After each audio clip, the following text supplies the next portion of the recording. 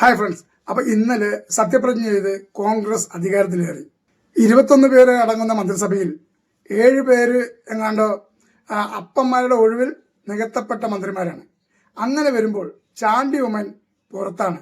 എന്തുകൊണ്ട്? നിങ്ങളൊരു ശരിയായ കോൺഗ്രസ്സുകാരാണെങ്കിൽ അന്വേഷിച്ചു നോക്കൂ.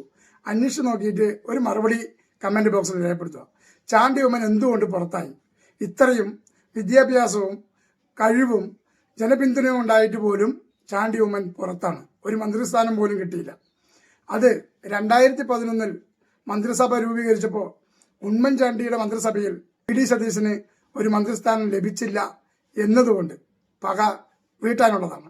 ഉമ്മൻചാണ്ടി മന്ത്രിസഭയിൽ വി.ഡി. സതീശനെ പരിഗണിക്കാത്തതിന്റെ അടങ്ങാത്ത പക മൂലം ചാണ്ടി ഉമ്മനെ ഇത്തവണ മന്ത്രിസ്ഥാനത്തേക്ക് പരിഗണിച്ചില്ല.